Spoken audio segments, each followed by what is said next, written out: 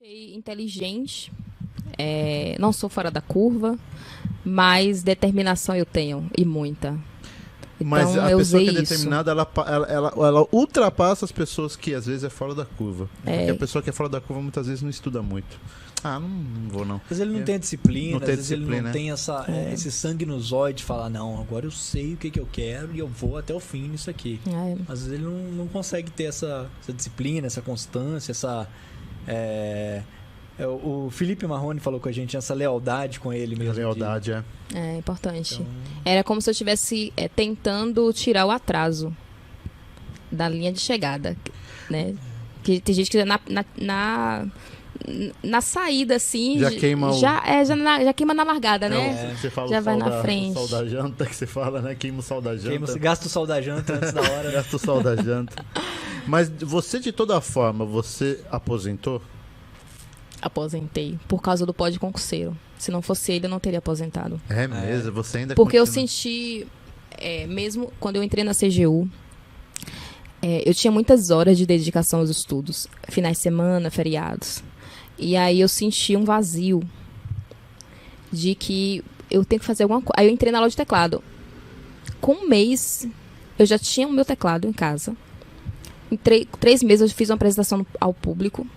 Tinha que legal. Corrido atrás e tal. Eu não pegava rápido, mas também as minhas horas de estudo para concurso eu usei pro teclado. Eu fiquei 7 horas sentada tocando teclado um dia. Sério. E eu não tinha eu não tinha levantado para fazer alongamento, que eu tenho que fazer, né, por causa da hérnia. E é aquela coisa, quando eu entro, o hiperfoco, né? Aí quando eu paro para fazer uma coisa, eu me concentro, cara, para tirar. Aí eu tinha que colocar despertador. Então, mesmo fazendo com teclado, as coisas que eu tava fazendo até repertório do Elvis Presley, que eu sou fã. Ia fazer um tributo pro Elvis. Aí eu tava já tocando as músicas iniciais, assim. E aí, ainda sobrava tempo. De tanto tempo que eu colocava pros estudos. E aí, uma vez eu fui pra UNB, num domingo, já servidora, né, da CGU. E fui fazer os cursos da CGU, que eles mandam uns cursos pra gente fazer no estágio probatório. E fui estudar pros cursos lá, né? Pra aquele ambiente que eu tava com saudade de concurseiro. Aí tava lá estudando, aí quando eu saí pra lanchar, aí o rapaz, eu vou estudar pra Câmara dos Deputados. Você pensou isso? Aí eu mandei mensagem pro meu consultor na época que eu fazia a orientação. Aí eu quero amanhã de manhã, por favor, a meta da Câmara dos Deputados. Amanhã às 5 da manhã. Falei pra ele. Ele parou tudo. Mulher, aí começou a conversar comigo. Rosi, você tá num cargo muito top. Não tempo. Já tinha saído do meu objetivo. Porque eu já tinha alcançado, eu já sabia qual era o meu objetivo, eu já tinha alcançado com a CGU e o TCM. Mas aquela falta de coisas para fazer, o meu corpo estava muito condicionado a ter que estudar. Né? E tem gente que afunda nessa fase. Pode ir pro álcool. Sim. Né, pro cigarro. Uma bad, uma depressão ali, né? Aí vai fazer coisas que nem se identifica tanto. Porque eu não sou de balada. Eu não sou de sair pra balada. Então, nesse momento, o que mais tinha era convites para fazer isso. Mas eu não me coloco numa situação que não faz parte de mim. Só se eu tiver a fim de fazer no dia, eu vou. Mas eu não sair de casa para um lugar que eu não quero ir, que eu não me identifico, é muito difícil isso acontecer. Então, se eu tivesse essa facilidade de querer estar em lugares que não tem nada a ver comigo, eu poderia ter ido para outros caminhos, né? Sim. Não estou falando de coisas ilícitas, mas de coisas que não iria me descaracterizar, né? A Rose que sempre foi e tal. E daí foi a música, porque existia essa vontade em relação à música. Mas eu fiquei nessa tentação de voltar a estudar. E aí o orientador que me barrou. Não, pense direito aí, criatura. Aí, como ele me conhecia bastante, e eu passei por muitas situações difíceis, né? No pós-edital, né? Eu acho que comentei com você, né, Rogério, que teve o câncer do meu pai, da minha irmã, na pandemia. Então, eu até queria que você contasse, lógico, se você tiver vontade para contar. Não, fica à vontade. Porque a gente, uma coisa que a gente sempre fala aqui pro pessoal de casa, a gente gosta de mostrar que quem tá aqui é uma pessoa que tem os desafios, que tem dificuldades, que passa por muitas situações e que às vezes o pessoal de casa tá passando por alguma situação difícil, ele acha que a dele é a mais difícil do mundo, e não é. Então, aí quando você contou a história, eu até comentei com o Anderson, falei, cara, a Aline tem uma história, a Rose tem uma história muito bacana, assim, é difícil, uma história de superação, então... Foi 2020, quando eu tomei posse no Ministério do Planejamento, eu queria ser auditora de controle e já sabia qual tribunal seria, TCDF. Desde 2016 eu estudava para o TCDF. Não teve prova até então, quando foi 2020 que saiu o edital, né? Só que foi um pouco antes da pandemia que ele saiu, o edital. O edital saiu no mesmo dia que eu estava com a minha irmã com diagnóstico de câncer. E um câncer agressivo. Foi um mês antes de fechar tudo, né? Que foi março, 18 de março, acho que fechou tudo por causa da pandemia. Isso. E tal. E aí, lá em casa, depois que eu cuidei da minha mãe morreu, eu tinha 18 anos, ela teve câncer. Câncer? De pulmão. Mas não é um fator genético, né? Que teve os exames de mapa genético. O dela não foi hereditário. E aí, a gente inverteu os papéis. Somos 4 filhos, eu sou a mais nova. Mas eu e minha mãe tinham uma relação muito forte. Meus irmãos me ajudaram a cuidar dela, meu pai também. Só que acabou invertendo os papéis, eu e a minha mãe. E eu assumi um papel assim na família, na época, de cuidadora. E fiz isso com muito amor, né? Então, aí eu perdi a minha mãe, câncer, quando foi 2020. Eu estava em Brasília e só disseram para mim, minha irmã mais velha, Rita, está com suspeita de câncer. Eu desabei no trabalho, fui na hora do almoço. Aí eu, cara, o que eu vou fazer? Eu não tenho mais a força da Rose de 18 anos. Aquela força mental que eu atribuo a Deus, né? E aí, só que na mesma hora me tomou aquela Rose me tomou, assim, não, vamos lá. Comprei a passagem na hora. No dia seguinte eu já estava lá. E era suspeita. Só que eu não tenho paciência de esperar o exame ficar pronto. Eu não sou essa pessoa. Eu vou ficar enchendo o saco do laboratório, do médico. Vou me enturmar com as pessoas para poder agilizar, né? E aí eu peguei o diagnóstico no lugar da minha irmã. Eu fui para consulta no lugar dela. Que eu queria ouvir tudo. Teve coisa que minha mãe morreu sem saber que ela tinha. Eu escondi para não atrapalhar o mental dela, porque era muito grave. E na época eu tinha até escondido da minha família também, para blindar a minha mãe, né? Porque ela queria ficar boa. E às vezes a pessoa, quem cuida de alguém que está com câncer, exige muito dessa pessoa, muito amor. E ao mesmo tempo proteção. Porque o diagnóstico do câncer, ele é como se fosse um decreto de morte para a pessoa.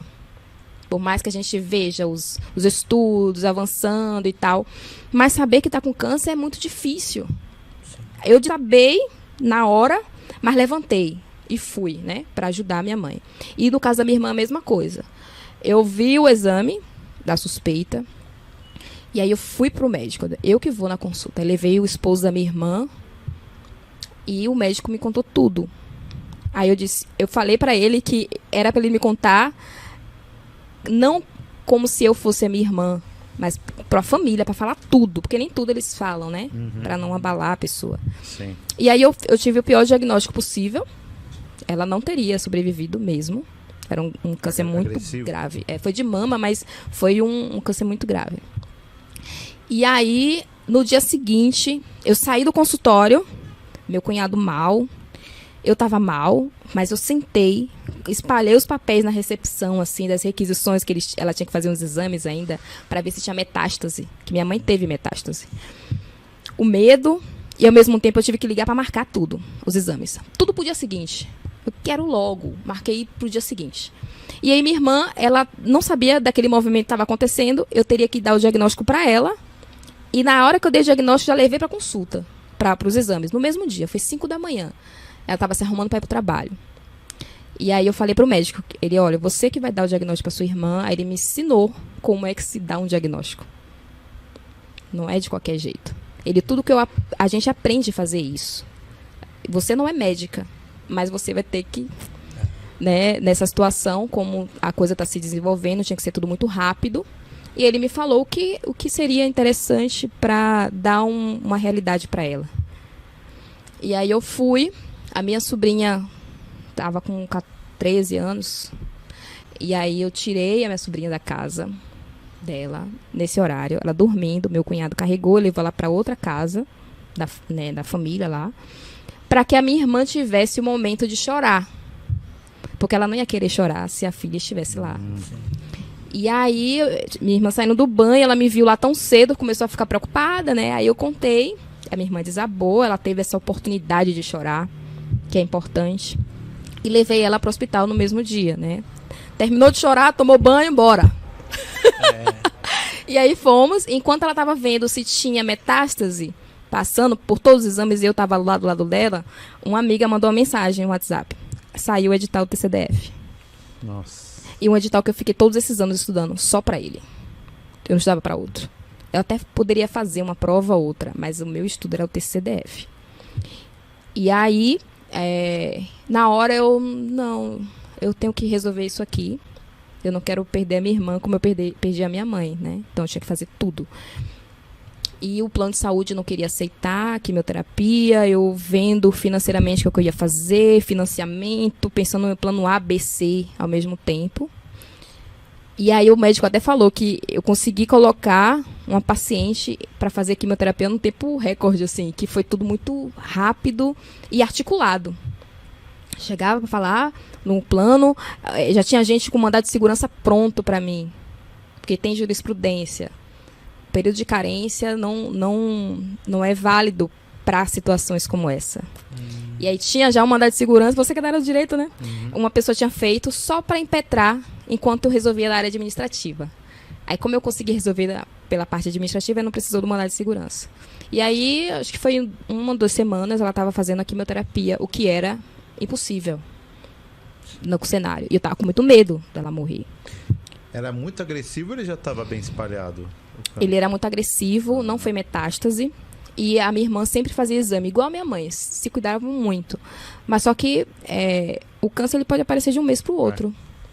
Né? Então ela tinha um exame anterior, minha mãe tinha um exame de meses anterior, acho que era 1 ou 2 meses anterior, não tinha nada no pulmão e no outro tinha. E da minha irmã, em menos de 1 ano também. Nossa. E aí, ela estava fazendo a químio e eu estava em Salvador, né? Eu saí de Brasília para ir para lá, para resolver tudo. E eu só queria sair de Salvador quando ela já estivesse fazendo a medicação. Na primeira medicação, aí eu voltei para Brasília. Tá, TCDF. Aí fui, conversei com minha psicóloga na época. Aí eu pensei em não estudar para concurso e ficar exclusiva pro tratamento da minha irmã. Aí ela não deixou fazer isso. Ela disse, sua irmã vai conseguir. Ela tem apoios também da sua família. E você pode alimentar o seu sonho e ajudar ela ao mesmo tempo, né? Regrando. Porque comigo, é tipo assim, eu me dedico a uma coisa, eu enfio a cabeça naquilo ali, né? E aí, veio a pandemia, aquela coisa toda, eu estudando pro TCDF. Minha irmã com crise de ansiedade, com medo de pegar Covid, porque risco, não tinha vacina na época, né? Então, aquela coisa, ela fazia chamada de vídeo, quem faz quimioterapia, ela fica suprimido, né? E fica sensível. De manhã a pessoa tá bem, 2 horas depois não tá. Chega ao final do dia, tá triste, acha que vai morrer. No dia seguinte tá uma fé absurda. E aí eu tinha que ficar acompanhando isso ao mesmo tempo e estudar. Cara, quando eu parava para estudar, eu estudava mesmo. Acordava cedo, antes de receber as demandas da minha irmã. Aí eu já estudava. Aí estava na pandemia. Reuniões intermináveis. Trabalho. Sim, muitas. E eu já estava com um projeto no trabalho, criar um painel. Fiz o projeto, entreguei o projeto. E muito bem, né? O pessoal gostou bastante. E a minha irmã foi fazendo tratamento e estudei para o TCDF. Só que no dia do TCDF, na minha cabeça, o telefone, ele ia tocar a qualquer momento. Mesmo que eu estivesse desligado. Porque a gente vai vivendo, atropelando a gente, entregando para o outro, né? E isso é natural na família. E eu fui me deixando um pouco. Bastante, na verdade. E aí, na hora, a insegurança veio. Todo aquele estudo que eu fiz, eu achei que não valeu de nada na hora. Eu achei que o telefone ia tocar. Cara, eu vou ser eliminado, o telefone vai tocar. Ó, o telefone vai tocar. Desligado. Ai, meu Deus. Aí eu não terminei a prova. Entreguei. Você não conseguiu terminar? Não consegui. Cheguei em casa, em pranto. Aí eu adivinhei o tema da discursiva, cara. De tanto treinar. Tinha temas que eu já, tipo, TCE Rio. Um dos temas que foi intangível, eu pensei nesse tema. De tanto treinar, porque fica uma coisa mais previsível, né? Sim. O TCDF não foi a mesma coisa. Não foi diferente. Na hora do almoço, a prova era de tarde. A gente vai cair coso. Caiu na peça técnica lá. E eu vi o tema e eu senti aquilo de novo. Que o telefone ia tocar. Ó. Aí eu, meu Deus do céu. Aí eu não consegui terminar a prova. Eu cheguei em casa aos prantos. Porque preparada tecnicamente eu estava, emocionalmente não. Mas tudo isso abalado pela entrega da minha vida pessoal, né? O problema é muito sério. E aí quando foi 2020 ainda. O meu pai estava com câncer.